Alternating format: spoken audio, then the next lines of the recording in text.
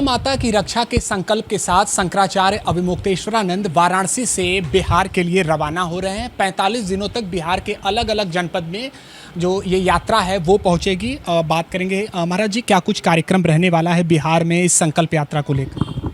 देखिए, हम तो बिहार जा रहे हैं, कम से कम हर जिला मुख्यालय पे पहुँचें, वहाँ के जो तीर्थ हैं उनका दर्शन करें, वहाँ के जो धार्मिक लोग हैं उनसे संवाद करें, और जो हमारी लंबे समय से चली आ रही हृदय की मांग है कि हमारी गौ माता को माता कहा जाए, सरकारें भी वो सम्मान प्रदान करें जो हिंदू जनता देती है, और साथ ही साथ पूरे देश में गौ हत्या बंदी का कानून लाया जाए।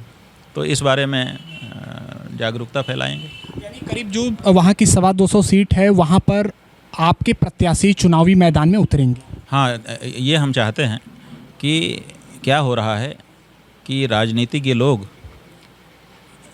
कह रहे हैं कि सबका साथ सबका विकास, और सबका साथ का मतलब है कि गौ हत्यारों का भी साथ और गौ पूजकों का भी साथ। गाय की पूजा हो रही है, हम उसमें भी सम्मिलित होंगे, और गाय को काट काट करके बेचा जा रहा, खाया जा रहा है, वहाँ भी हम सम्मिलित होंगे। तो ये जो दोहरा चरित्र नेताओं का है, हम इसको नहीं पसंद कर रहे हैं। हम ये कह रहे हैं कि आप एक तरफ रहो, चाहे उधर रहो चाहे इधर रहो, ताकि गिनती हो जाए, स्पष्टता हो जाए। तो जब देश में गौ माता के पूजने वाले ज़्यादा हैं, ये गौ पूजक देश है, तो यहाँ पर गाय की पूजा के साथ उनको खड़ा होना चाहिए। और वो कहते हैं सबका साथ सबका विकास, हम यहाँ पर एक पूजा करेंगे, वहाँ जाके काट देंगे। तो ये जो चल रहा है, इस प्रदेश में कानून बना देंगे कि गाय हत्या नहीं होगी, और बगल वाले प्रदेश में ले जा कर के वहाँ कर सकते हैं। तो ये जो चालाकी हो रही है हम हिंदुओं के साथ, ये गलत है। अब आप देखिए, अगर हम कहीं जाएं, गाना बना था, हम लोगों ने बचपन में सुना था कि हम उस देश के वासी हैं जिस देश में गंगा बहती है। अब हम अगर कहना चाहें गाय के संदर्भ में यही बात कि हम उस देश के वासी हैं जिस देश में गाय, तो क्या कहना पड़ेगा? यही कहना पड़ेगा ना कि कटती है। तो ये हमारे लिए गौरव का विषय होगा कि शर्मिंदगी का, लज्जा का विषय होगा। तो ऐसी परिस्थिति में हम जिस देश भारत में रह रहे हैं, उस देश में गौ माता को माता का सम्मान कभी दिया गया था, और आज बोटी बोटी करके उनको बेचा जा रहा है डॉलर के लिए। तो ये विपरीत परिस्थिति है, और इस विपरीत परिस्थिति को हटाना ही होगा, और इसके लिए जनता को जागरूक करना ही होगा। और साथ ही साथ एक धर्माचार्य होने के नाते हमारा यह दायित्व भी है कि हम अपनी धार्मिक जनता के ऊपर कोई पाप न लगने दें। तो जब वो गौ हत्या का समर्थन करने वाले प्रत्यक्ष अप्रत्यक्ष रूप से जो प्रत्याशी या राजनीतिक दल हैं उनको वोट देंगे, तो उनका समर्थन करने के कारण वो भी तो गौ हत्या के दोषी होंगे। तो उनको इस बात को तो बताना पड़ेगा कि तुम भी गौ हत्यारे हो रहे हो, इसलिए तुम तो कम से कम बचो, अपने आप को बचाओ। तो ये बात हम बताएंगे। महाराज जी, जो सनातन के स्वर्णिम युग का दावा करने वाली पार्टी है भारतीय जनता पार्टी, और उसके समर्थित दल लंबे समय से वहाँ राज्य सरकार में है, केंद्र में भी उनकी सरकार है, क्या लगता है इनके एजेंडे में या इनके विचार में ये नहीं रहा कि गौ माता की रक्षा की जाए? सनातन का स्वर्णिम युग तब था जब इस देश का सार्वभौम राजा एक गाय के लिए सिंह के सामने अपना शरीर लेकर के प्रस्तुत हो गया था कि मुझे खा लो, गाय को छोड़ दो। वो सनातन का स्वर्ण युग था। वो सनातन का स्वर्ण युग नहीं है कि जब गौ हत्यारों से चंदा लेकर के हम अपनी राजनीति कर रहे हैं। इसलिए ये सनातन का स्वर्ण युग जैसे ऊंची बात होती है, वैसे सबसे नीची अगर कोई बात हो, अभी उसके लिए शब्द नहीं गढ़ा गया है, उसके लिए शब्द गढ़ा जाए तो वो वाला काल है ये, कि अपने आप को सनातनी भी कह रहे हैं और गौ हत्या को बढ़ावा भी दे रहे हैं। महाराज जी, आप जो अपने प्रत्याशियों को आशीर्वाद देंगे चुनावी मैदान के लिए, तो क्या लगता है वहाँ पर कौन सा ऐसा दल है जो एक चुनौतीपूर्ण होगा? वहाँ कोई दल नहीं है। कौन सा दल सामने आया? हम तो हर दल के सामने जा चुके हैं, हर दल से पूछ चुके हैं। दल नहीं, दिल। ये दल की बात नहीं है, ये दिल की बात है, और दिल से जब ये बात निकलेगी तो वो दूर तक जाएगी, ऐसा हम मानते हैं। इसलिए कोई दल नहीं, दिल से जो गौ माता के लिए जुड़ा होगा वो इसमें आगे आएगा। और देखिएगा कि ये बात भारत में बहुत बड़ा परिवर्तन ला करके रहेगी। भारत का करीबी देश है नेपाल, वहाँ पर हिंसक प्रदर्शन हुआ, विरोध प्रदर्शन हुआ, भ्रष्टाचार से लेकर जो सोशल मीडिया पर बैन रहा उसको लेकर लोग सड़कों पर उतर आए। आप इस पूरी घटना को कैसे देख रहे हैं, क्योंकि बड़ी संख्या में यहाँ पर संस्कृत का अध्ययन करने के लिए नेपाल के छात्र भी हैं? देखिए, नेपाल के छात्र केवल संस्कृत का अध्ययन करने के लिए नहीं हैं। नेपाल के छात्र आपके पूरे देश में हर गली मोहल्ले में रात को पहरा देते थे। आपका देश भारत नेपाल से सुरक्षित होता था किसी समय। हर मोहल्ले में रात को गोरखा बहादुर वही चौकीदारी करता था। अब धीरे धीरे आपने नेपाल से अपना संबंध कमज़ोर कर लिया। जब आपने यहाँ गाय को काटना शुरू कर दिया, नेपाल के लोग धीरे धीरे उधर सिमटने लग गए, क्योंकि वो गोरखा हैं, वो रक्षा उनका धर्म है, उनकी पहचान है। उनकी रेजिमेंट भी बनी है आपके भारत में, उसका भी नाम गोरखा रेजिमेंट है, गौरक्षक है वो गौरक्षक लोग जो है, जब यहाँ गौ हत्या को बढ़ावा मिलने लगा तो धीरे धीरे उधर सिमट गए। अब वहाँ पर भी षड्यंत्र किया गया, षड्यंत्र करके वहाँ के राजा को हटा दिया गया और ये चुनावी राजनीति वहाँ भी शुरू कर दी गई। लेकिन गौ हत्या जैसे जैसे बढ़ी, वहाँ की जनता ने विद्रोह कर दिया। ये जो अभी विद्रोह हुआ है, ये सोशल मीडिया के बैन के बाद हुआ है। और सोशल मीडिया क्यों बैन करना पड़ा वहाँ की सरकार को? क्योंकि वहाँ गौ हत्या हो रही थी और गौ हत्या के वीडियो बना करके सोशल मीडिया पर अपलोड कर रहे थे। और जब उसको लोग देख रहे थे तो उनके मन में बहुत बड़ा पाप बोध हो रहा था कि हमने गाय की हत्या देख ली, तो उनका जीवन अवसाद में जा रहा था। तो इसके लिए उन्होंने ये कदम उठाया है और वहाँ की सरकार को भगाया है। दूसरे देशों को भी इससे सतर्क रहने की आवश्यकता है। अब कौन सा देश सतर्क रहेगा, कौन सा देश सतर्क नहीं रहेगा, हम नहीं जानते हैं।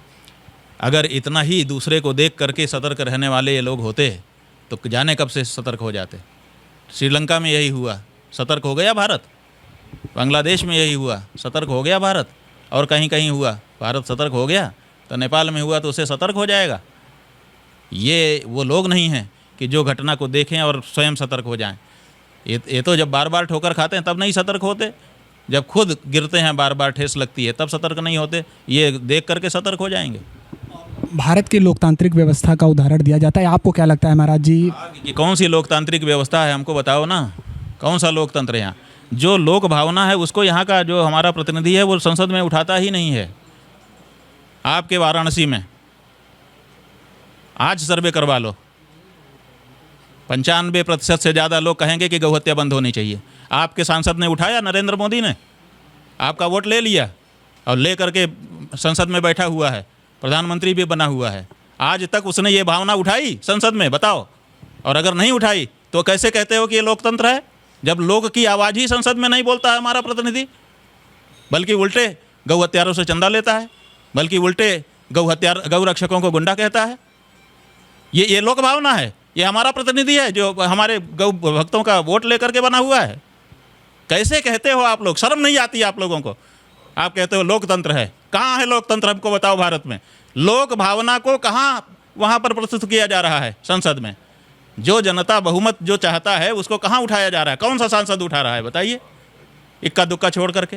तो ऐसी परिस्थिति में ये लोकतंत्र नहीं है। जनता को उल्लू बना करके उनका कंसेंट ले लिया जाता है और फिर किया मनमाना जाता है। किया क्या जाता है? वीटो ऊपर से आता है। वीटो कैसे आ सकता है? पार्टी का जो अध्यक्ष है वो कैसे वीटो कर सकता है? हमारा प्रतिनिधि है, हम वीटो करेंगे। जनता का प्रतिनिधि है वो पार्टी अध्यक्ष नड्डा का प्रतिनिधि नहीं है वो, तो नड्डा कैसे वीटो करते हैं वहाँ पर? आप बताओ, ये लोकतंत्र है? वीटो का अधिकार अगर हो तो वो जिसका प्रतिनिधि है वो करे। जनता यहाँ से वीटो लगाए कि आपको ये करना है या नहीं करना है, लेकिन जनता से पूछा जाता है? एक बार चुनाव हो गया, उसके बाद ठेंगे पे, उसके बाद कोई प्रतिनिधि भी नहीं, आप घूमते रहो। तो ये जनता को मूर्ख बनाने की प्रक्रिया चला दी गई है। ये लोकतंत्र नहीं है। लेकिन क्या करें, जो है उसी में रास्ता निकालना है। और इसीलिए हम लोग कह रहे हैं कि अब अच्छे लोगों को आगे आकर के अपनी बातों को सामने रखना चाहिए और उस मुद्दे को आगे बढ़ाना चाहिए। व्यासपीठ की अपनी एक मर्यादा होती है, लेकिन कुछ कथावाचक ऐसा कहते हैं जो चर्चा में बन जाता है। अनिरुद्धाचार्य ने महिलाओं को, बेटियों को लेकर जो टिप्पणी की है उसको लेकर अनेक धर्माचार्यों ने नाराज़गी जताई है। आप उनकी टिप्पणी को कैसे देखते हैं? नहीं, हम उनकी टिप्पणी को समझ नहीं पा रहे हैं। हम भी तो सार्वजनिक जीवन में हैं, बचपन से हैं, आप लोगों ने देखा है, और रोज़ जाने कितने लोगों से मिलते रहते हैं। उसमें बहनें भी हैं, उसमें माताएं भी हैं, जिनको स्त्री कहते हैं वो हैं। लेकिन हमने तो कोई चरित्रहीन महिला अभी तक नहीं देखी, तो उन्होंने कैसे देख ली? उनका अनुभव वो किन लोगों के बीच में रहते हैं हम नहीं जानते हैं। लेकिन हमारा अपना अनुभव जो है वो हम बता सकते हैं कि हमने चरित्रहीन महिला हमसे अभी तक नहीं मिली है। हाँ, तो ऐसे लोगों को क्या बयान देने से पहले सोचना चाहिए? क्या हमारे सनातन धर्म में भी ऐसी परंपरा होनी चाहिए? शंकराचार्यों को वो अधिकार मिलना चाहिए कि अगर ऐसे लोग अनाप शनाप बोलते हैं तो उन पर कोई ऐसी सख्त कार्रवाई? वो अधिकार कहाँ है? वो अधिकार पहले, आज़ादी के पहले हमारे पास था। सनातन धर्म में हम जो कहते थे उसको मान्यता थी। अब देश की आज़ादी के बाद से वो अधिकार हमसे छीन लिया गया है, तो इसलिए हम बोल ही नहीं सकते। और बोलने के बाद अगर हम कुछ बोलते भी हैं कि चलो भाई हमारी परंपरा रही है, हमको बोलना चाहिए, हमारा धर्म है, हम बोलें, तो उन्होंने 4, 5, 10, 15 ऐसे ही खड़े कर लिए हैं, वो कुछ का कुछ बोलने लग जाते हैं, हम ही लोगों पर प्रश्न उठाने लग जाते हैं और माहौल पूरा बराबर कर देते हैं। महाराज जी, एक अंतिम सवाल। कर्नाटक में गणेश विसर्जन के दौरान एक बीजेपी एमएलसी हैं सीटी रवि, उन्होंने कहा है, मुसलमानों को लेकर बड़ी विवादित टिप्पणी दी है कि सर कलम करने की धमकी दी है उन्होंने। सर कलम करने की धमकी तो मुसलमान देते रहे हैं, तो वो मुसलमान बार बार सर कलम करने की धमकी देते हैं, तो उसी का प्रभाव आ गया होगा उनके ऊपर। ये सर कलम करने की धमकी हमारी नहीं है और हम धमकी देते भी नहीं हैं, करना होता है तो कर ही देते हैं। हाँ महाराज जी, आज संघ प्रमुख मोहन भागवत का जन्मदिन है, एक बयान उनका काफ़ी सुर्खियों में। बर्थडे है, बर्थडे अंग्रेज मनाते हैं, जन्मदिन कहाँ है उनका, किस तिथि को उत्पन्न हुई है बताओ? वो आज के दिन अंग्रेजी तारीख, तो अंग्रेजी तारीख से तो कौन मनाएगा? अंग्रेज मनाता है, जिसका बाप अंग्रेज हो, जिसकी माँ अंग्रेज हो, वो मनाता है। भारत का व्यक्ति तो भारत की तिथि में मनाता है। राम की जन्म तिथि कौन सी होती है? कृष्ण की जन्म तिथि कौन सी होती है? तो फिर इनकी अंग्रेजी तारीख में कैसे हो गई? इनका खानदान कहीं से अंग्रेज से आया होगा तभी ना हो गई। और जिन अंग्रेज़ों को हमारे गुरुजी ने, हमारे पूर्वजों ने लड़ करके देश से भगा दिया, अंग्रेजों भारत छोड़ो, उनकी तारीख हम क्यों मनाएं? नहीं, उन्होंने कहा है कि तीन बच्चे एक परिवार में होने चाहिए। वो लोग हैं जो कहे थे 10 बच्चे हों, अब 3 पे आ गए। ये बदलते रहते हैं अपना बयान मौके के अनुसार। अलग अलग विषयों पर हमारे साथ बातचीत के लिए जुड़े थे शंकराचार्य अभिमुक्तेश्वरानंद जी। एबीपी न्यूज़ के लिए वाराणसी से निशांत चतुर्वेदी।